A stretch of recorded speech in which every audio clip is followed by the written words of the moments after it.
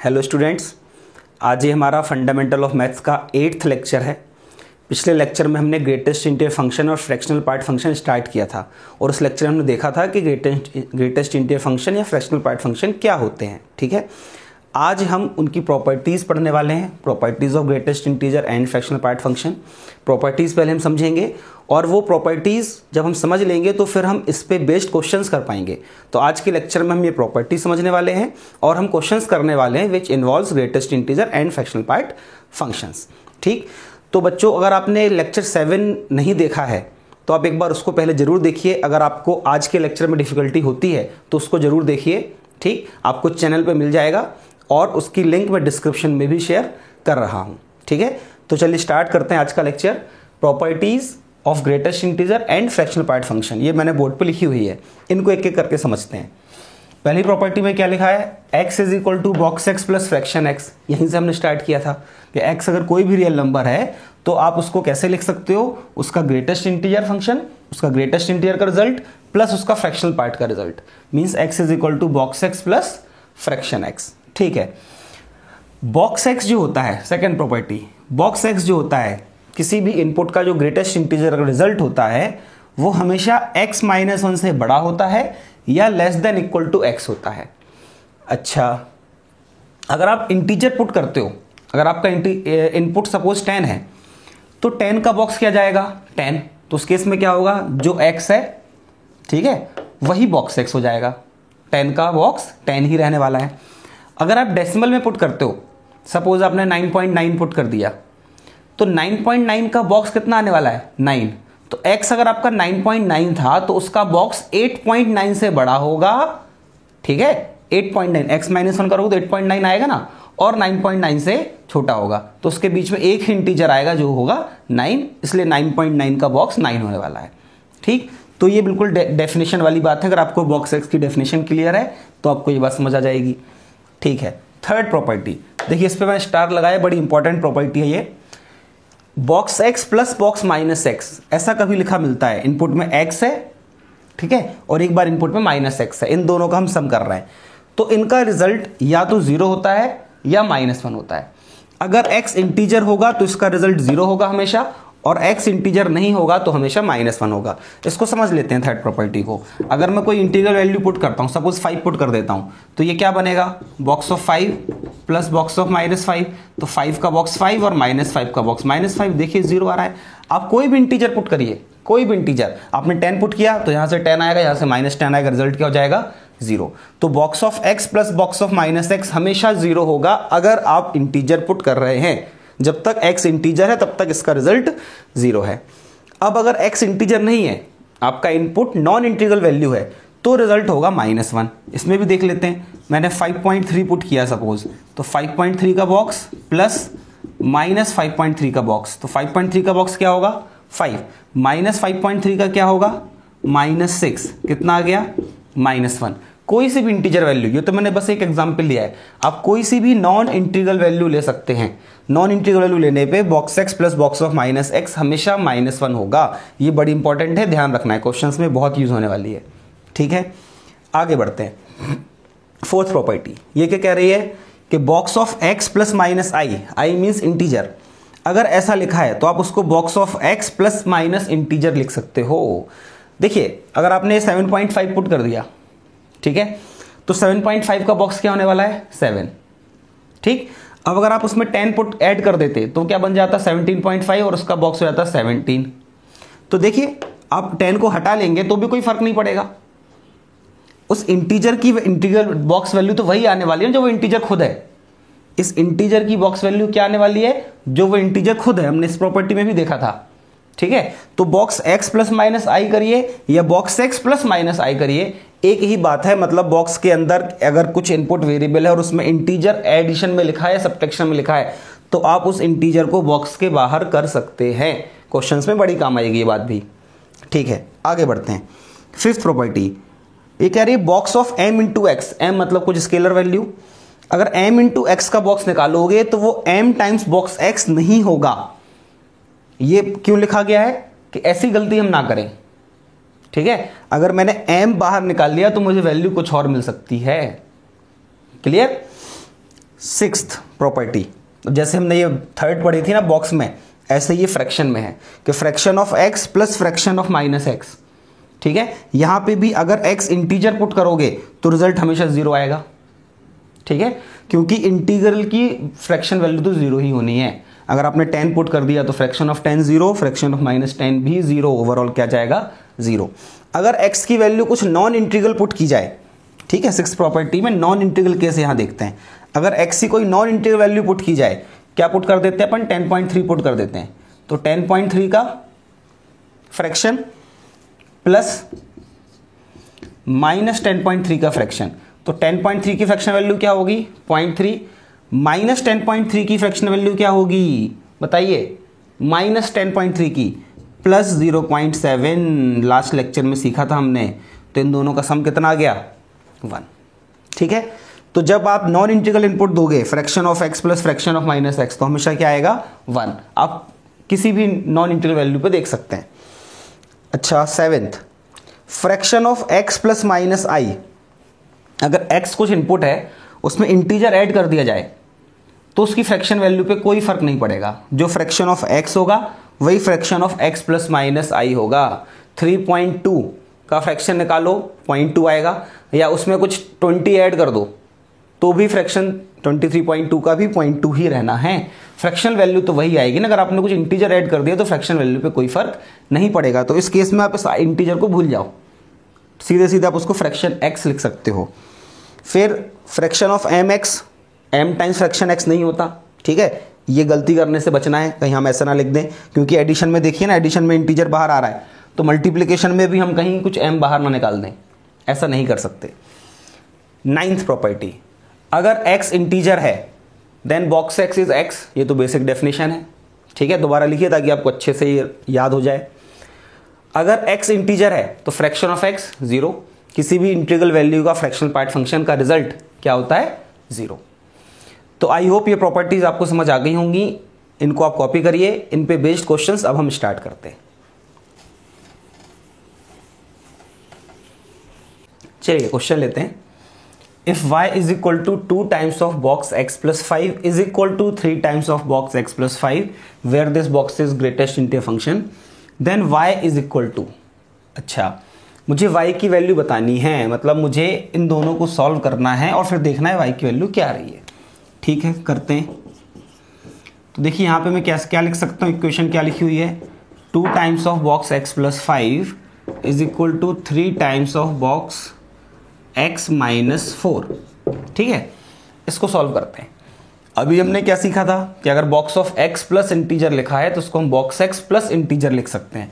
मतलब ये क्या बन जाएगा, 2 times of box x plus 5।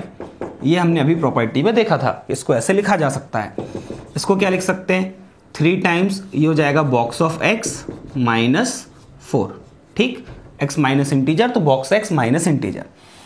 अब इसको अंदर मल्टीप्लाई कर देते हैं 2 को, तो 2 times of box x plus 10 is equal to 3 times of box x minus 12। Clear, ये बॉक्स x वहाँ गया, ये 12 इसके पास आया, तो यहाँ से मिल जाएगा box x is equal to 22। Box x की वैल्यू कितनी आ गई 22।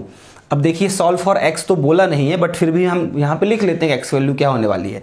y तो हम डायरेक्टली इतनी इन्फॉर्मेशन से बता पाएंगे, बट x क्या होगा बताइए आप। अगर मुझे बॉक्स x 22 चाहिए तो x की वैल्यूज क्या क्या हो सकती हैं।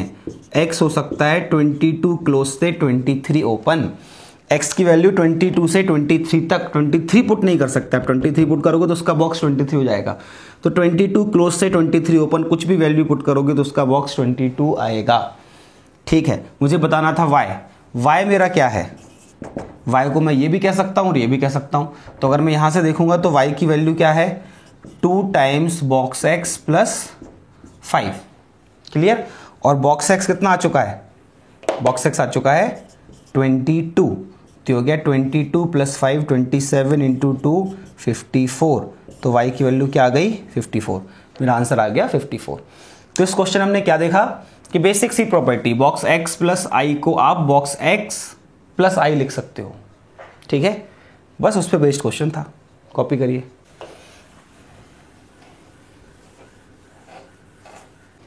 चलिए नेक्स्ट क्वेश्चन लेते हैं। If box X plus box of minus X is equal to X square minus 3x minus 1 solve for X. देखिए एग्जाम में तो जब भी ये ग्रेटेस्ट इंटीजर फंक्शन देगा तो एक्सप्लेन करेगा कि this box means greatest integer function. यहाँ मैं बार बार नहीं लिख रहा हूँ क्योंकि हम उसी पे क्वेश्चन कर रहे हैं। मैं बॉक्स बोल रहा हूँ मतलब हम ग्रेटेस्ट इंटीजर फंक्शन की बात कर रहे हैं। तो box of x plus box of minus X is equal to X square minus 3x minus 1, मुझे इस इक्वेशन को सॉल्व करना है। अच्छा, ये LHS में जो लिखा है box X plus box minus x, इसको देख के हमें तुरंत क्लिक करना चाहिए। इसको देख के समझ आना चाहिए कि ये तो हमने कुछ प्रॉपर्टी डायरेक्टली पढ़ रखी है कि box of x plus box of minus x का रिजल्ट क्या होता है।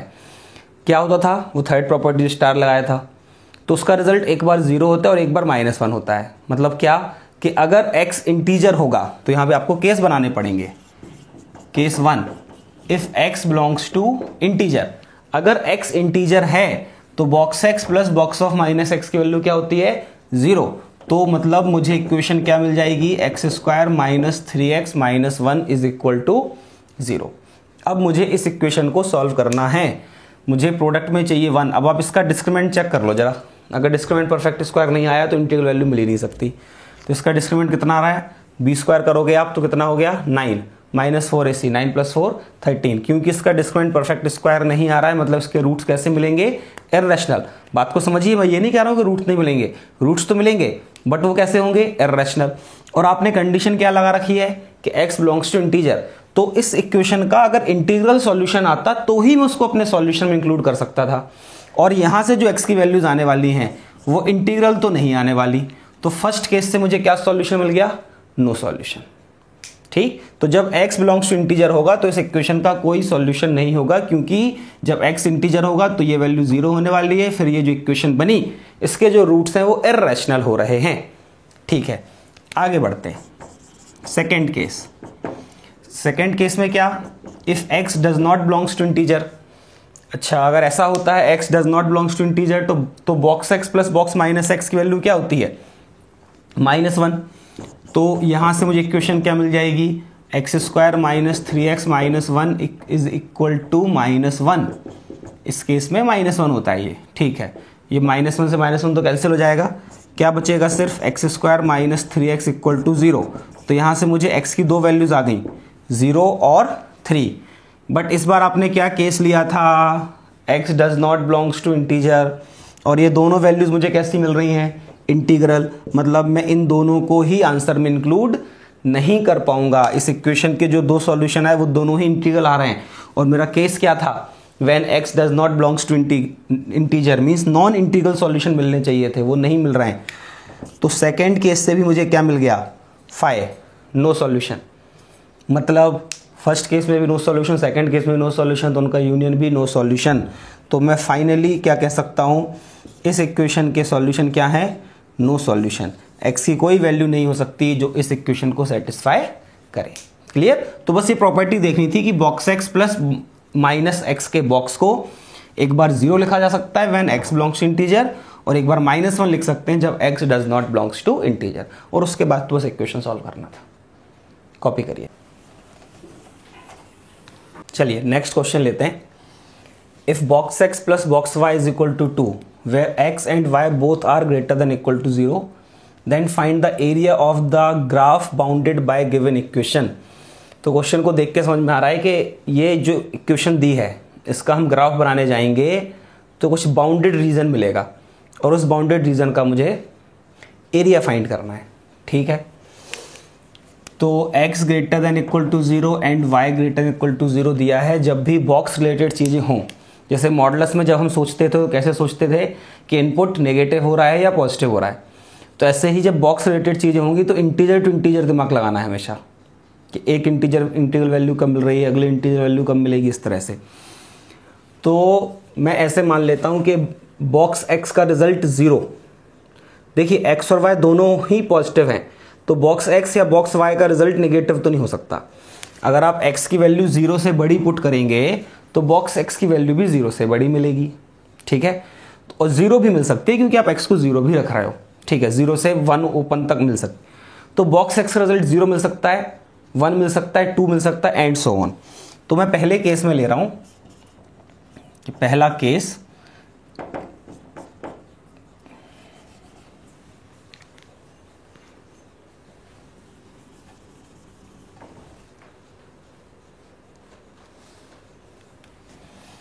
तो मैं फर्स्ट केस बना रहा हूं कि if x belongs to close 0 से ओपन 1। ऐसा ही x मैंने क्यों लिया, क्योंकि मैंने अपने दिमाग में सोच लिया है कि बॉक्स x को 0 लेना है। रो कब होगा, जब x क्लोज 0 टू ओपन 1 होगा। तो यहां हम लिख भी लेते हैं कि ऐसा जब होगा तो उस केस में बॉक्स x क्या हो रहा होगा, 0। जब x क्लोज 0 से ओपन 1 होगा तो उस केस में बॉक्स x 0 होगा। ठीक है, अब अगर बॉक्स x 0 है तो इस इक्वेशन के हिसाब से बॉक्स y कितना होना चाहिए, 2। अगर बॉक्स x की वैल्यू 0 हो गई तो बॉक्स y को क्या होना पड़ेगा, 2।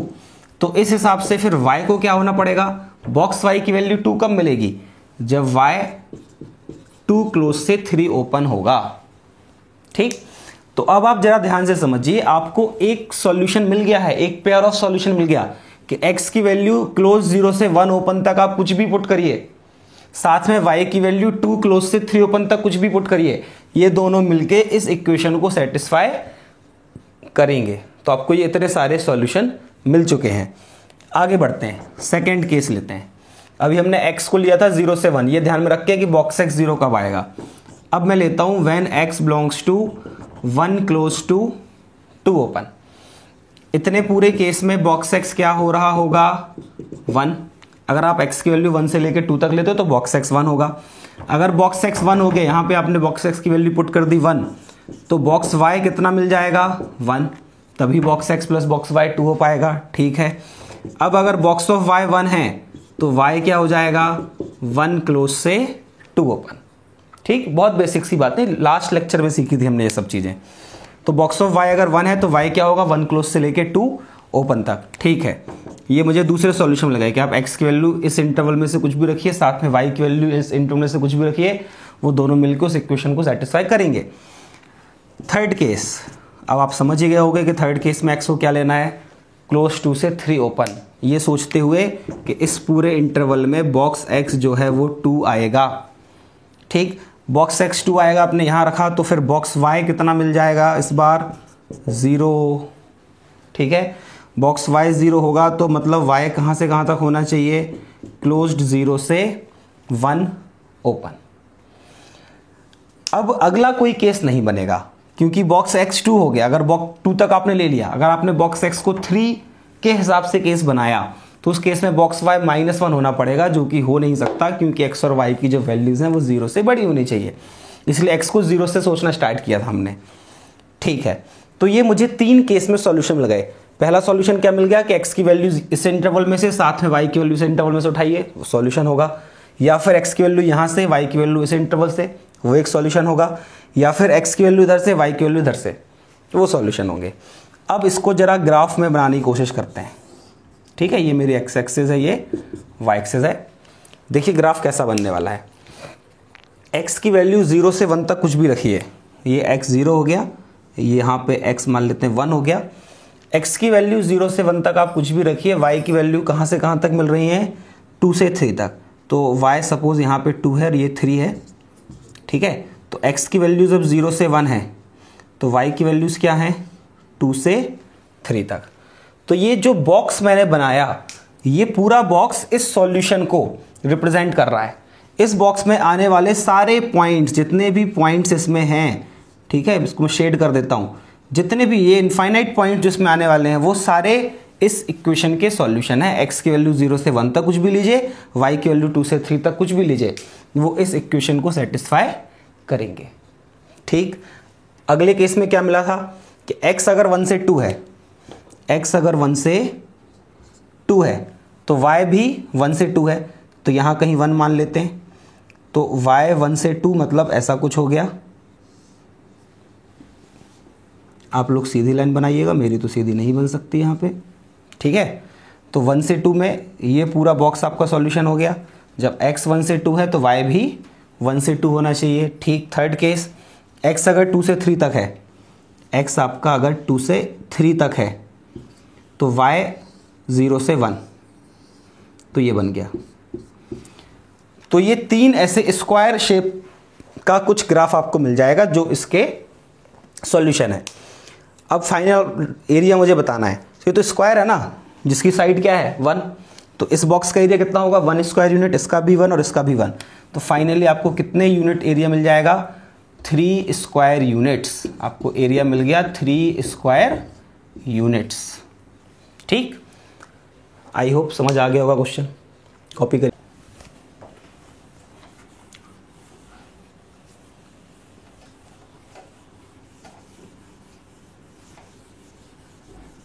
चलिए नेक्स्ट क्वेश्चन लेते हैं। 2 times of box X plus 3x is equal to 4 minus 5 times of fraction x।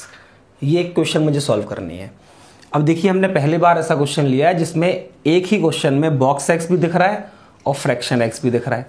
ठीक, तो ये हमारे लिए थोड़ा सा नया क्वेश्चन है। देखिए इसको कैसे सॉल्व करते हैं। अभी मैंने सिखाया था कि जब बॉक्स एक्स और फ्रैक्शन एक्स आ जाए तो हमें इंटीग्रल वैल्यूज और नॉन इंटीग्रल वैल्यूज के हिसाब से सोचना है। ठीक है, तो जब आपको बॉक्स और फ्रैक्शन दोनों मिलेंगे, ग्रेटेस्ट इंटीजर और फ्रैक्शनल पार्ट फंक्शन दोनों किसी इक्वेशन में मिलते हैं, तो फिर आपको इस हिसाब से ही केस बनाने पड़ेंगे। तो पहला केस आप लेंगे when x belongs to integer, मतलब पहले केस में आप सिर्फ वो वाली बातें कर रहे होंगे जब x इंटीजर होगा। अगर x इंटीजर हुआ तो मुझे बताइए बॉक्स x क्या हो जाएगा। x हमने लिखा है प्रॉपर्टी में और हम अच्छे से जानते हैं अगर x इंटीजर है तो उसका बॉक्स x ही होने वाला है। ठीक है, plus 3x as it is, -4 is equal to 4 minus 0। अगर x इंटीजर है तो फ्रैक्शन ऑफ x क्या होगा, 0। इंटीग्रल वैल्यू का फ्रैक्शन 0 होता है, तो ये पार्ट तो खत्म हो गया। तो ये इक्वेशन सिर्फ क्या बन गई, 2x plus 3x is equal to 4, मतलब 5x इज इक्वल टू 4, मतलब x is equal to 4/5। But हमने क्या बोल रखा है ऑलरेडी कि x कैसा होना चाहिए, इंटीजर होना चाहिए। और ये जो मुझे सॉल्यूशन मिल रहा है ये तो नॉन इंटीग्रल वैल्यू मिल रही है। इसका मतलब ये हुआ कि मुझे केस 1 से कोई सॉल्यूशन नहीं मिला। तो केस 1 से मेरा आंसर क्या आ गया, नो सॉल्यूशन। ठीक है, सेकेंड केस लेते हैं। सेकेंड केस में क्या, when x does not belong to integer. अगर x इंटीजर नहीं हुआ, ठीक है, x इंटीजर नहीं है तो फिर उसको मैं क्या मानना पड़ेगा, let x is equal to some integer plus fraction. अगर x इंटीजर नहीं है तो i प्लस f के फॉर्म में होगा, कुछ इंटीग्रल वैल्यू होगी इसमें और कुछ उसमें फ्रैक्शन आ रहा होगा। और यहाँ पे ये कंडीशन बहुत इंपॉर्टेंट है, where f is greater than 0 and less than 1। देखिए फ्रैक्शनल पार्ट का रिजल्ट जब हम लिखते हैं फ्रैक्शन x तो हम बोलते हैं greater equal to 0 and less than equal to 1। Less than 1, equal to 1 कभी नहीं होता। ठीक है, तो हम ग्रेटर देन और इक्वल टू 0 क्यों बोलते हैं, क्योंकि हो सकता है आप इंटीग्रल वैल्यू पुट कर रहे हो। बट यहाँ पे तो आप साफ साफ कह रहे हो ना कि x इंटीजर नहीं हो सकता। तो x अगर इंटीजर नहीं होगा ये तभी पॉसिबल है जब इस फ्रैक्शन की वैल्यू 0 से 1 में कुछ हो, ताकि जब आप उसको इंटीजर में ऐड करोगे तो x आपको ओवरऑल एक नॉन इंटीग्रल वैल्यू मिलेगी। ठीक है, तो ये मेरा केस हो गया when x not belongs to integer, और मैंने x को क्या मान लिया, i प्लस f, जहां पे f 0 से बड़ा होना चाहिए और 1 से छोटा होना चाहिए। ये कंडीशन बहुत काम आने वाली इस पूरे सॉल्यूशन में इसके। ठीक है, तो इसको हमेशा ध्यान से लिखिए। चलिए अब ये वैल्यू मैं अपनी इक्वेशन में पुट करता हूं। तो इक्वेशन क्या बन जाएगी, 2 times of box of i plus f, ये बॉक्स है, plus 3 times i plus f, ये नॉर्मल ब्रैकेट है, 3x था, x की जगह हमने i प्लस f रख दिया, is equal to 4 minus 5 times fraction of i plus f। ठीक है, जहां जहां x था पूरी इक्वेशन में वहां वहां मैंने उसकी जगह i प्लस f पुट कर दिया। ठीक है, अब जरा ध्यान से समझिए, i plus f integer value और प्लस उसमें कुछ फ्रैक्शन ऐड करेंगे। अगर फ्रैक्शन भी 0 से 1 के बीच में है तो उसका रिजल्ट क्या सिर्फ वही इंटीग्रल वैल्यू आएगी कि नहीं। जैसे आपने i को 10 माना और फ्रैक्शन को सपोज 10.4 मान लिया, तो 10 प्लस 0.4 क्या, 10.4, उसका बॉक्स क्या आएगा, 10 ओनली। तो अगर आप किसी इंटीजर में फ्रैक्शन ऐड करते हो और वापस उसका बॉक्स लेते हो तो वही इंटीग्रल वैल्यू आएगी, क्योंकि फ्रैक्शन तो आप 0 से 1 ले रहे हो। ठीक है, तो ये बहुत इंपॉर्टेंट है, इसको ध्यान रखना कि i प्लस f का जब भी बॉक्स लिखना है इसको क्या लिख देना है, i। जब भी ऐसे क्वेश्चंस मिलेंगे ये चीज आपको मिलनी है, तो बिल्कुल दिमाग में बिठा लीजिए कि i प्लस f का बॉक्स क्या होता है, i केवल। और ये क्या बन गया, 3i प्लस 3f, क्योंकि नॉर्मल ब्रैकेट है, 3 अंदर मल्टीप्लाई हो गया, इज इक्वल टू 4 माइनस। अब इसको देखिए, fraction of i plus f लिखा है, फिर से हम वैसे ही सोचते हैं, i 10 है, f 0.4 है, क्या मिला 10.4, 10.4 का फ्रैक्शन क्या 0.4, तो जो f था वही तो फ्रैक्शन वैल्यू मिलेगी। आप किसी फ्रैक्शनल में कुछ इंटीजर ऐड करते हैं और उसकी फिर फ्रैक्शनल वैल्यू लेते हैं तो वही मिलेगा जो फ्रैक्शन था। ठीक, तो जैसे हमने यहां पे देखा था कि box of i plus F is i only, ऐसे ही fraction of i plus F is f only. जब भी i प्लस एफ का फ्रैक्शन लिखा होगा तो आप बिल्कुल ये दिमाग में रखो कि उसको आपको क्या लिखना है, f लिखना है। बहुत यूज होगा ये। ठीक है, आगे बढ़ते हैं। तो 2i प्लस 3i कितना, 5i। ये 5f को यहां ले आते हैं तो ये कितना हो गया, 8f इज इक्वल टू 4। तो f की वैल्यू मुझे मिल गई 4 minus 5i upon 8। Clear? I hope यहां तक कोई दिक्कत नहीं होगी। इसको बस मैंने सिंप्लीफाई कर लिया, f की वैल्यू आ गई। इंपॉर्टेंट क्या था, box of i plus F को i लिखना है, fraction of i plus F को f लिखना है। चलिए आगे बढ़ते हैं। तो अभी तक मैं यहां तक आ गया कि फ्रैक्शन वैल्यू जो होगी वो क्या मिली है, 4 माइनस 5i अपॉन 8। और हम इस कंडीशन से ऑलरेडी जानते हैं कि f must be greater than 0 and less than 1। ठीक है, तो f की जो वैल्यू मुझे मिली है वो मैं इस कंडीशन में पुट कर देता हूं। f की वैल्यू क्या मिली है, 4 माइनस 5i अपॉन 8। f 0 से 1 के बीच में होना चाहिए, मतलब ये पूरी वैल्यू f ये मिला ना, तो 4 माइनस 5i अपॉन 8 कैसा होना चाहिए, greater than 0 and less than 1। ठीक, अब बस इसको मैं सिंप्लीफाई करके इस इनइक्वालिटी को सॉल्व करके i की वैल्यू फाइंड करने की कोशिश करूंगा। मुझे i तक पहुंचना है तो पहले मैं क्या मल्टीप्लाई कर दूंगा, 8। तो पॉजिटिव नंबर से मल्टीप्लाई कर रहे हैं, इनइक्वालिटी पे कोई फर्क नहीं पड़ेगा। फिर मैं क्या करूंगा, 4 सब्ट्रैक्ट कर दूंगा तो -4। मैं कुछ सब्ट्रैक्ट कर रहा हूं तो इनइक्वालिटी पे फिर से कोई फर्क नहीं पड़ेगा। अब मुझे क्या करना है, -5 से डिवाइड करना है। -5 से डिवाइड करूंगा तो ये क्या बन जाएगा, 4/5। ये बन जाएगा -4/5। लेकिन इस बार क्योंकि आपने नेगेटिव क्वांटिटी से डिवाइड किया है तो आपको इनइक्वालिटी का सिंबल चेंज करना पड़ेगा। मतलब i क्या आ गया, greater than -4/5 and less then 4/5। भैया ऐसा तो सिर्फ एक ही इंटीजर हो सकता है, क्या, 0। -4/5 से 4/5 के बीच में सिर्फ एक ही इंटीग्रल वैल्यू हो सकती है और वो है 0। ठीक है, तो i इक्वल टू 0 अगर है तो हम i की वैल्यू वापस कहाँ रखेंगे, यहाँ पे। ठीक है, तो इस हिसाब से f कितना मिल जाएगा, 5i, तो खत्म हो गया। 0 चुका i, 4/8, f मिल गया सीधा 1/2। और x क्या था मेरा, i प्लस एफ, 0 प्लस 1/2, तो x क्या आ गया, 1/2। तो सेकेंड केस में जब x इंटीजर नहीं होगा तब x की एक वैल्यू आ रही है 1/2 और ये इंटीजर तो नहीं है, मतलब ये मेरा इक्वेशन का आ गया सॉल्यूशन। सेकेंड केस से ये सॉल्यूशन मिला। और फर्स्ट केस से क्या मिल रहा था, 5। फर्स्ट केस से कुछ नहीं मिल रहा था, तो मैं फर्स्ट और सेकेंड केस के सॉल्यूशन का यूनियन लूंगा। तो बस x इज इक्वल टू 1/2, यही मेरा इस क्वेश्चन का फाइनल आंसर है। क्लियर? तो सिर्फ x इक्वल टू 1/2 इस इक्वेशन को सेटिस्फाई करेगा। एक बार जल्दी से दोबारा समझाता हूं कि जैसे ही मैंने बॉक्स और फ्रैक्शन दोनों देखे क्वेश्चन में, तो मैंने दो केस बनाए, एक x बिलोंग्स टू इंटीजर, दूसरा x does not belongs to integer. x belongs to integer में हम जानते हैं बॉक्स x होगा, फ्रैक्शन x 0 हो जाएगा, उसके हिसाब से हमने सॉल्व किया तो x की वैल्यू 4/5 आ गई, जो कि इंटीजर नहीं है, इसलिए मुझे बोलना पड़ा नो सॉल्यूशन। सेकेंड केस में जब x इंटीजर नहीं होगा तो हमने x को i प्लस एफ माना, तो f कहाँ से कहाँ तक होना चाहिए, 0 से 1। ठीक है, पूरी इक्वेशन में i प्लस एफ रख दिया। ठीक, फिर बस ये चीज़ ध्यान रखनी है कि i प्लस एफ का जो बॉक्स होगा वो i होगा, i प्लस एफ का जो फ्रैक्शन होगा वो f होगा, और फिर उसको सिंप्लीफाई करके f की वैल्यू निकाल लेनी है i के टर्म में। हमेशा ऐसा होगा, आपको f की वैल्यू मिल जाएगी i के टर्म में, ये मिल गई। फिर हम कंडीशन जो हमारी है कि f 0 से 1 के बीच में होना चाहिए, इसको उठा के यहाँ पे रख दिया, ये 0 से 1 होना चाहिए। इसको सिंप्लीफाई किया तो i की वैल्यू आ गई -4/5 से 4/5, i फॉर इंटीजर। तो -4/5 से 4/5 के बीच में कितने इंटीजर हो सकते हैं, एक ही हो सकता है, 0। तो i 0 मिल गया। फिर i की वैल्यू 0 यहाँ रख दी तो f की वैल्यू क्या आ गई, 1/2। ठीक, x क्या था मेरा, i प्लस एफ, दोनों वैल्यूज रख दी, x की वैल्यू आ गई 1/2। केस 1 से कोई सॉल्यूशन नहीं था, इसलिए फाइनल सॉल्यूशन आ गया सिर्फ x इज इक्वल टू 1/2।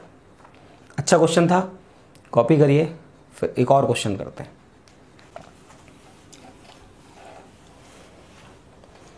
और क्वेश्चन लेते हैं, box x plus fraction of -x is equal to 2x। अब ये क्वेश्चन बहुत अलग नहीं है क्योंकि हम पिछला क्वेश्चन ऐसा कर चुके हैं जिसमें बॉक्स और फ्रैक्शन दोनों थे। बस इस बार फ्रैक्शन के अंदर -x आ गया, जिसको लेके हमें कुछ ध्यान रखना पड़ेगा। देखेंगे आगे, देखते हैं उसकी कैलकुलेशन में क्या करना है।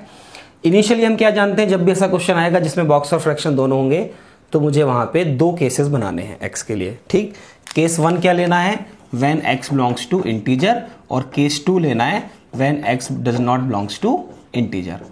तो पहला केस लिया हमने when x belongs to integer.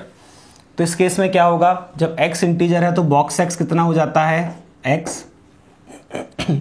ठीक है, और फ्रैक्शन ऑफ -x, अगर x इंटीजर है तो -x भी इंटीजर है, तो फ्रैक्शन ऑफ इंटीजर क्या होता है, 0।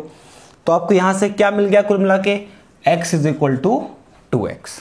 ठीक, अब कुछ महारथ ही क्या करते हैं कि ये x और x को उड़ा देते हैं, ये लो सर x कैंसिल, बच गया 1 इक्वल टू 2, नो सॉल्यूशन। जबकि हम इस x को कैंसिल नहीं कर सकते क्योंकि यहां ऐसी कोई इंफॉर्मेशन नहीं है कि x 0 नहीं हो सकता। तो 0 को 0 से कैंसिल तो नहीं कर सकते, 0 बाई 0 1 नहीं होता। तो क्या करेंगे, सीधे सीधे लिखेंगे 2x minus X that is x equal to 0, और ये मेरा एक सॉल्यूशन हो गया क्योंकि केस 1 में x कैसा होना चाहिए था, इंटीजर, और मुझे एक इंटीग्रल वैल्यू मिल गई। तो एक सॉल्यूशन मुझे इस इक्वेशन का मिल चुका है x इक्वल टू 0, जो कि फर्स्ट केस से मिला। चलिए अब सेकेंड केस में क्या बोलना है, when x does not belongs to integer. ठीक है, अगर x इंटीजर नहीं है तो x को क्या मानना है, i प्लस एफ। ये आपको ऐसे हर क्वेश्चंस में करना है। f क्या होना चाहिए, ग्रेटर देन 0 लेस देन 1। पिछले क्वेश्चन में बहुत ध्यान से हमने इसको समझा था कि ऐसा क्यों होता है। ठीक है, अब x i प्लस एफ है, मुझे ये वैल्यू i प्लस एफ यहाँ रखनी है x की जगह। लेकिन अब आपको ये -x थोड़ा परेशान कर सकता है। पिछले क्लास क्वेश्चन में सिखा दिया मैंने कि fraction of i plus F को f रखना है, लेकिन -i माइनस एफ परेशान कर सकता है। तो आप हमेशा क्या करिए कि जब बॉक्स के अंदर अगर -x या फ्रैक्शन के अंदर -x आ जाए तो उस माइनस को हटा लीजिए। कैसे हटाएंगे कि हम जानते हैं कि जब x इंटीजर नहीं होगा, if x does not integer, x does not belongs to integer, तो इस केस में fraction x plus fraction of -x की वैल्यू 1 होती है। सीखा है हमने कि x अगर इंटीजर होगा तो fraction of x plus fraction of -x 0 होता है, और x अगर इंटीजर नहीं है तो fraction of x plus fraction of -x की वैल्यू क्या होती है, 1। तो इस हिसाब से फ्रैक्शन ऑफ -x को क्या लिखा जा सकता है, 1 माइनस फ्रैक्शन ऑफ x। तो सेकेंड केस में जब x इंटीजर नहीं है तो फ्रैक्शन ऑफ -x को मैं लिख सकता हूं 1 माइनस फ्रैक्शन x। ये वैल्यू उठा के मैं यहां पुट कर देता हूं अपने गिवन इक्वेशन में। ठीक है, तो ये क्या बन जाएगा, box of x plus 1 minus fraction x is equal to 2x। मतलब मुझे ये इक्वेशन क्या मिल गई, box of x minus fraction of x is equal to 2x minus 1। ठीक, अब देखिए मुझे बॉक्स के अंदर और फ्रैक्शन के अंदर दोनों जगह x पॉजिटिव दिख रहा है। अब मैं x को क्या पुट कर देता हूं, i प्लस एफ, जो कि मेरा सेकेंड केस मैंने लिया है। तो ये बन गया box of i plus F minus fraction of i plus F is equal to 2 times i plus F minus 1।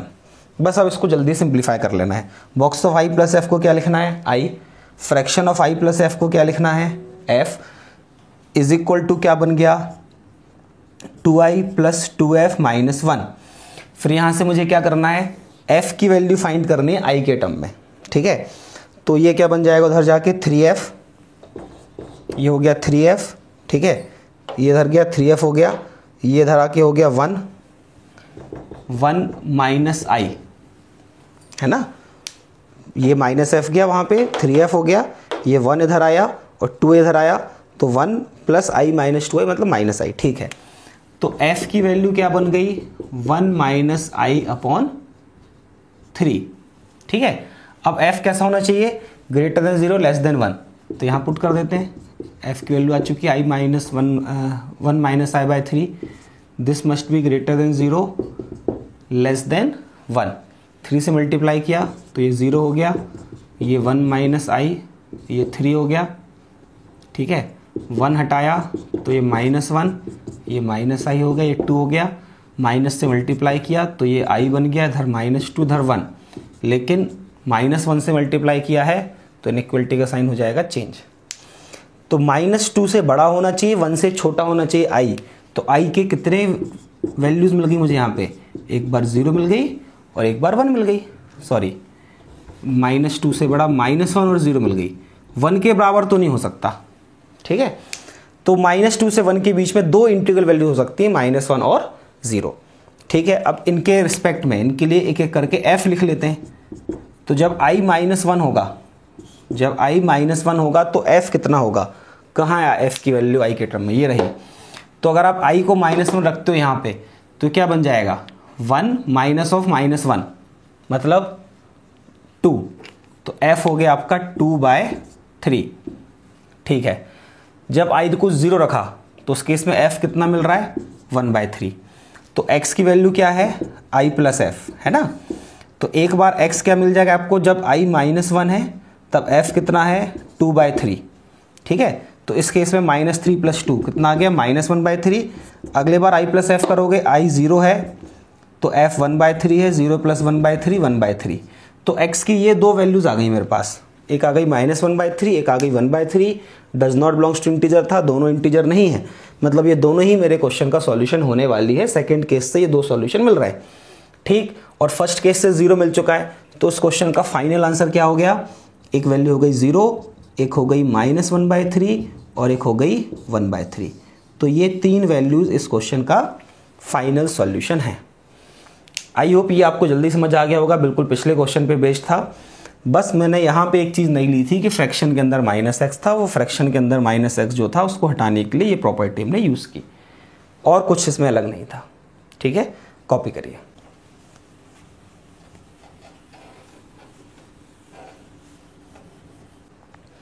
चलिए नेक्स्ट क्वेश्चन लेते हैं।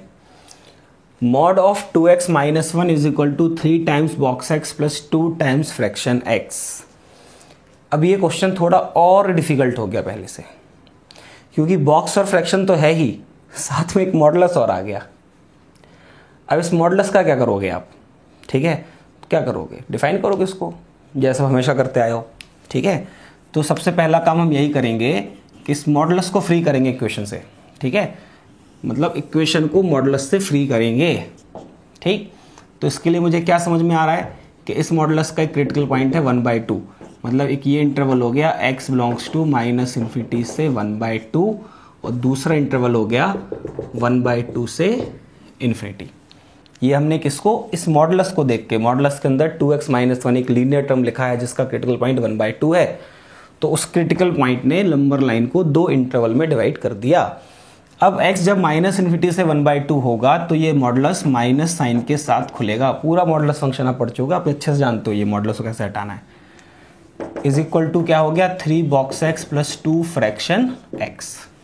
तो अब ये मॉडुलस जैसे ही फ्री हुआ तो आपको हम जो पिछले क्वेश्चंस में क्वेश्चन कर रहे थे, पिछले दो क्वेश्चन जो हमने किए, वैसे ही इक्वेशन मिल गई जिसमें बॉक्स है, फ्रैक्शन और कुछ x का टर्म है, ठीक है। सेकंड केस में देखो, जब x 1/2 से ∞ है, 1/2 से ∞ होगा तो ये मॉडुलस कैसे ओपन होगा, प्लस साइन के साथ। तो इक्वेशन क्या बन जाएगी, 2x - 1 = 3 box x plus 2 fraction x। तो ये भी एक इक्वेशन हो गई which involves box and fraction, ठीक है। तो अब आपको दो यार इक्वेशन सॉल्व करनी है, एक बार ये पूरी इक्वेशन सॉल्व करनी है, अगेन इसमें आप दो केस बनाओगे, मतलब इस केस के दो सब केस बन जाएंगे, एक case when x belongs to integer, एक case when x does not belongs to integer. फिर फाइनली आप इसको सॉल्व करके आंसर लिखोगे, ठीक है। इधर पे क्या करोगे, अगेन यहाँ पे भी ऐसे दो केस बनाओगे, x belongs to integer, x does not belongs to integer. तो ये दो इक्वेशंस कुल मिला के आपको सॉल्व करनी है। क्वेश्चन थोड़ा सा लेंदी हो गया, तो ये आपकी प्रैक्टिस के लिए अच्छा है, इसलिए मैं चाहता हूं कि आप ही इस क्वेश्चन को सॉल्व करो, ठीक। बस मैं फाइनल आंसर बता दे रहा हूं, इस क्वेश्चन का एक ही आंसर आता है फाइनली, x = 1/4। आप सॉल्व करिए, अपना आंसर चेक करिए, ठीक है। अगर आपको डिफिकल्टी होती है और आपको लगता है नहीं सर आप ही इसको समझा दीजिए, तो आप मुझे कमेंट करिएगा। फिर मैं अपने नेक्स्ट लेक्चर में हम क्या करने वाले हैं, ग्राफ्स पढ़ने वाले हैं। अभी मैंने ग्रेटेस्ट इंटीरियर का और फ्रैक्शनल पार्ट का दो लेक्चर हो गए हमारे greatest interior fractional part function पे, मैंने ग्राफ बनाना नहीं सिखाया। तो नेक्स्ट केस में हम इसका ग्राफ बनाएंगे, बेसिक ग्राफ बनाएंगे, और साथ में और कुछ फंक्शंस लेंगे जो बॉक्स एक्स और फ्रैक्शन एक्स को इन्वॉल्व करते हों, उनके ग्राफ बनाना भी सीखेंगे। तो अगला लेक्चर हमारा ग्राफ पे बेस्ड होने वाला है, ठीक है। तो आप इसको सॉल्व करिए। अगर आपका आंसर नहीं आता है, आपको दिक्कत है इस क्वेश्चन को सॉल्व करने में, तो मुझे कमेंट करिए। अगली क्लास में पहले इस क्वेश्चन को सॉल्व करके फिर आगे ग्राफ पढ़ेंगे, ओके। तो आई होप आपको वीडियोस पसंद आ रहे होंगे, आपको सारी चीज़ें समझ आ रही होंगी। अगर वीडियो सच में पसंद आ रहे हैं, आपको सीखने को मिल रहा है, तो उनको लाइक कीजिए, दोस्तों से शेयर करिए, चैनल को सब्सक्राइब करिए, ताकि मुझे एक इनकरेजमेंट मिलता रहे और मैं ऐसे ही लगातार आपको पढ़ाता रहूँ। Thank you.